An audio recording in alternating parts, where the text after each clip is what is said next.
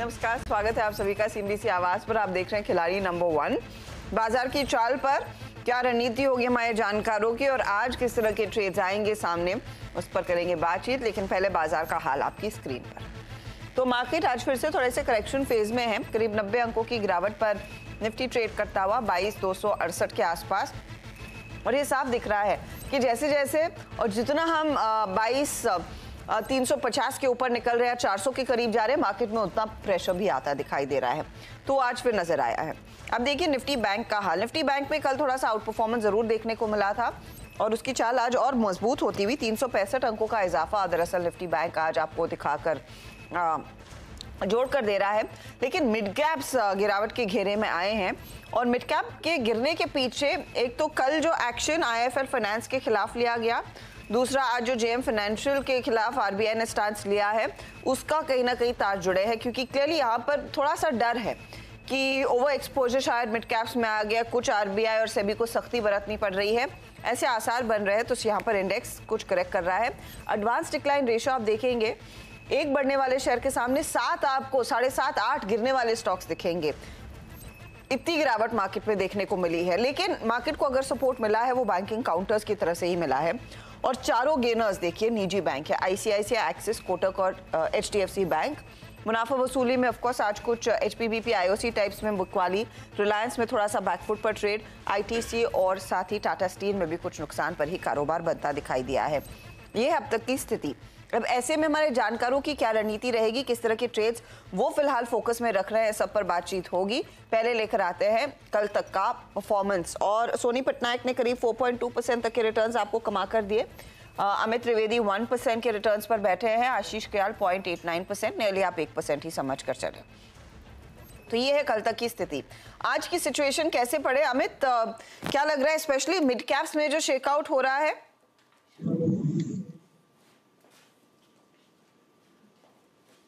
अमित देखिए, हाँ, mid caps में देखा जाए, इनफैक्ट लास्ट वीक से अगर देखा जाए तो इंटरनल ब्रेथ में थोड़ा कूल ऑफ आया था और वहां पर थोड़ा अंडर परफॉर्मेंस दिख रहा था। और यहाँ से भी मुझे लग रहा है कि मिड कैप्स की अगर बात करें तो यहाँ पर स्टॉक स्पेसिफिक करेक्शन। इंडेक्स पे तो जैसे हमने कल बात किया था 22,200 जो एक काफी की सपोर्ट है और मोरलेस उसके ऊपर ही कंसोलिडेट होता रहेगा। सोनी आपकी अप्रोच क्या रहेगी इंडेक्स लेवल्स पर?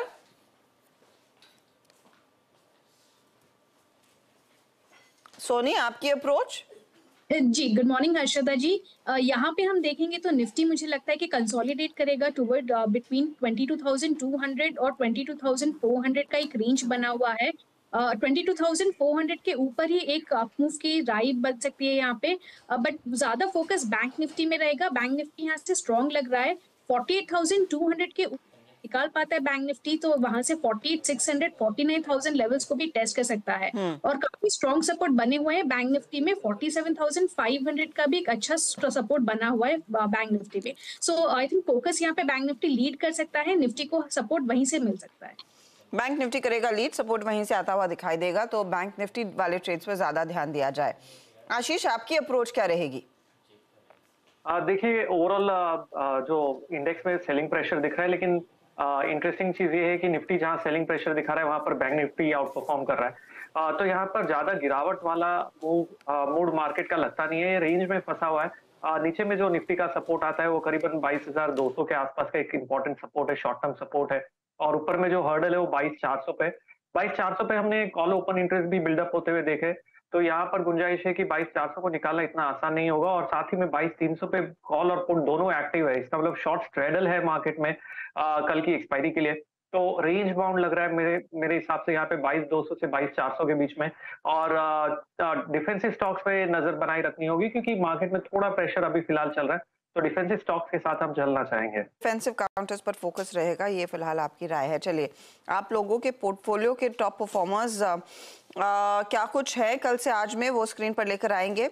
नहीं, मुझे नहीं लग रहा ऐसा कोई एक ट्रेड बना जिसमें बहुत तगड़ी तेजी बनती हुई दिखाई दी हो। तो ट्रेड्स पर उतरते हैं। आशीष ने इनफैक्ट कल मुझे याद है क्लीन साइंस दिया था, कल ही एग्जिट कर लिया 14-11 के आसपास। और फिर बैंक ऑफ महाराष्ट्र कल से आज में लाए थे, लेकिन 211 पर इन्होंने प्रॉफिट बांध लिया है। आशीष, आज का नया ट्रेड? देखिए, आज का जो नया ट्रेड है वो है जुबिलेंट फार्मानोवा में। यहाँ पर एक काफी अच्छा मोमेंटम बनता हुआ नजर आ रहा है। और जैसे कि मैंने कहा कि यहाँ डिफेंसिव स्पेस में आज बाइंग निकल सकती है, तो फार्मा स्पेस अच्छा लग रहा है। यहाँ पर इस स्टॉक ने एक अपने 20 डेज एवरेज से बाउंस बैक भी दिया है और शायद गुंजाइश है थर्ड वेव की शुरुआत कर सकता है, जो कि काफी स्ट्रांग हो सकती है। वॉल्यूम्स भी पिकअप हो रहे हैं, तो यहाँ पर लॉन्ग पोजीशंस क्रिएट करनी चाहिए जुबिलेंट फार्मा में, और स्टॉप लॉस लगाना होगा आपको 587 का, और टारगेट देख सकते हैं 666 का।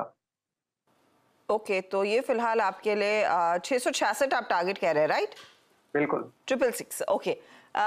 605 पर कर रहा है ट्रेड, तेजी की पोजीशन। 587 आपके लिए स्टॉप लॉस का काम करेगा और फिर आप टारगेट रखेंगे 666 का। ये है जुबिलेंट फार्मोवा पर ट्रेड। ओके, अमित, आपका पोर्टफोलियो मैं देख रही हूँ, यहाँ पर आपने मदरसन वायरिंग कल बुक किया, बैंक ऑफ इंडिया में भी प्रॉफिट बांधा। आज सुबह में जमुना ऑटो जो कैरी कर रहे थे एग्जिट किया 130 पर। आज का नया ट्रेड क्या रहेगा? जी देखिए, आईडीएफसी फर्स्ट बैंक पे ध्यान रखना चाहिए। देखिए ओवरऑल ये स्टॉक ने काफी अंडर परफॉर्म किया है, लेकिन पिछले कुछ हफ्तों से अगर देखा जाए तो 77 78 के आसपास मल्टीपल लोस बनाए और उसके बाद अभी कुछ पिछले कुछ दिनों से 79 के ऊपर भी सस्टेन कर रहा है। तो एक लो रिस्क सेटअप बन रहा है यहाँ पर। ये 78 की स्ट्रिक्ट स्टॉप लॉस के साथ मेरे हिसाब से ये अब काफी अच्छी एक मूव आनी चाहिए। ऊपर में 90 तक के अपसाइड पोटेंशियल है। सो करंट मार्केट प्राइस पे आईडीएफसी फर्स्ट बैंक बाय कर सकते हैं। 90 तक जा सकता है, ये फिलहाल आपके लिए ट्रेड रहेगा। आईडीएफसी फर्स्ट पर बाय साइड का ट्रेड, 78 का आपको स्टॉप लॉस लगाना है इस पर्टिकुलर ट्रेड में। ठीक है, अब आते हैं सोनी पटनायक के पोर्टफोलियो पर। और सोनी ने इनफैक्ट आज बीईएल में प्रॉफिट बांधा है 211 रुपए 60 पैसे के आसपास। सन टीवी से इन्होंने एग्जिट किया। अनफॉर्चुनेटली संवर्धन मदरसन आज वो ब्लॉक डील के चक्कर में इनका स्टॉप लॉस ट्रिगर हो गया है। तो ये फिलहाल आपके लिए सोनी का पोर्टफोलियो रहा। अब सोनी, नया ट्रेड आप क्या जोड़ने वाले हो, बताओ। जी हर्षद, यहाँ पे मैं एक्सिस बैंक देना रेकमेंड करूंगी। काफी अच्छे लॉन्ग बिल्टर पोजीशंस बन रहे हैं और 1150 के ऊपर इसका एक फ्रेश ब्रेकआउट भी आएगा। सो एक्सिस बैंक करंट लेवल से बाय है, 1124 लेवल से 1200 टारगेट है और 1090 का स्टॉप लॉस है।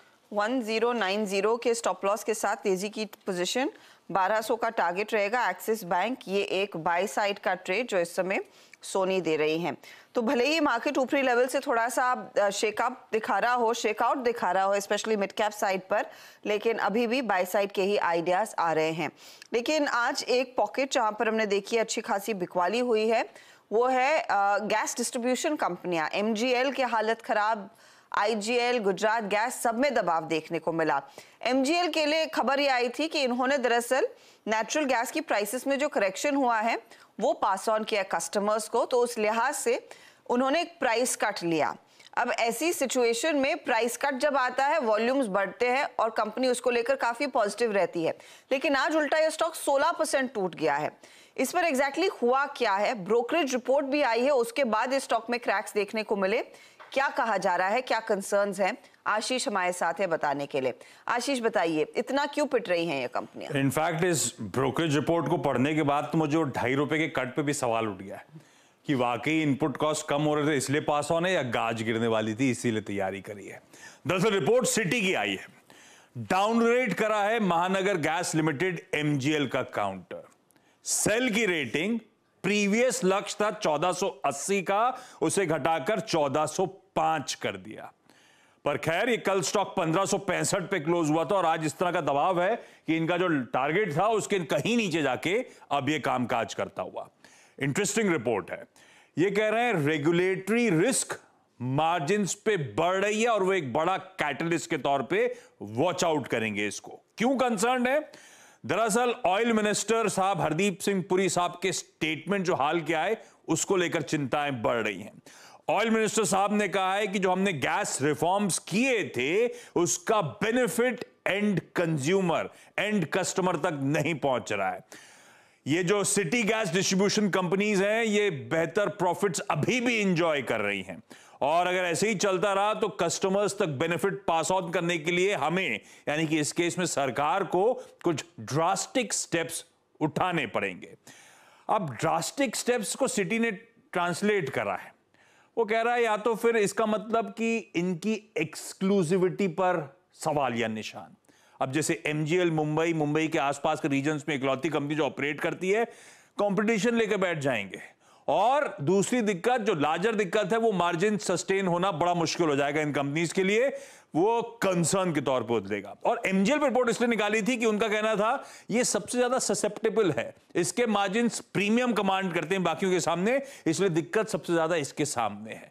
पर क्योंकि मिनिस्टर के सेंटेंस को, स्टेटमेंट को एक्सट्रापोलेट करके हम इस तरह से 16% के दबाव के साथ रिएक्ट कर रहे हैं, ये पूरी इंडस्ट्री वाइड कंसर्न हो सकती है। इसीलिए आप आईजीएल, इसलिए आप गुजरात गैस को भी आज दबाव के साथ ट्रेड होता हुआ देख रहे हैं। मार्जिन सबसे ज्यादा इसी के प्रेशर में आएंगे। इनफैक्ट आशीष, मैं देख भी रही थी पिछले क्वार्टर में करीब 28% के मार्जिन थे और हम कह रहे थे कि थोड़ा सा दबाव आया क्योंकि 30% से घटकर इनके मार्जिन 28% पर आए थे, इसीलिए एमजीएल पर ज्यादा गाज गिरती हुई। वाकई में इस रिपोर्ट के बाद हमने देखा है पूरी तरह से बिखर गए हैं काउंटर्स। शुक्रिया आशीष इस अपडेट के लिए। सोनी, स्थिति कितनी बिगड़ी हुई दिख रही है एमजीएल, आईजीएल, गुजरात गैस में? चार्ट्स पर क्या इंडिकेशन, और खासतौर से जो स्टॉक 16% टूटा है एमजीएल का? जी हर्षदा जी, यहाँ पे अगर हम देखेंगे चार्ट्स पे एमजीएल काफी वीक है और एक 100 ईएमए को टेस्ट करते हुए नजर आ रहा है, जो कि 1295 1300 के रेंज में है। और यहाँ पे शॉर्ट बिल्टअप भी बन रहे हैं, सो मेरे ख्याल से रिवर्सल आपको तभी कंफर्मेशन आएगा जब वो 1420 को दोबारा क्रॉस कर पाएगा। तब तक के लिए वीक रहेगा, सेलिंग प्रेशर बने रहेगा। 1290 को अगर ब्रेक करता है तो वहां पे और भी आपको सेलिंग प्रेशर नजर आ सकता है टुवर्ड्स 1200, भी एक पोजिशनल प्ले रह सकता है। सो थोड़ा सा अवॉइड करना बेटर रहेगा और पोजिशनल प्ले के लिए 1420 को क्रॉस करने का इंतजार करना बेटर है। तो शॉर्ट साइड में अब मौका मिलेगा या हो गया जो ट्रेड होना था? आई थिंक कभी मौका मिल सकता है, एक हल्के से अगर ब्रेक करता है यहाँ पे फर्दर 1295 को ब्रेक करता है तो वहां पे और थोड़ी शॉर्ट बनने के मौका मिल सकता है।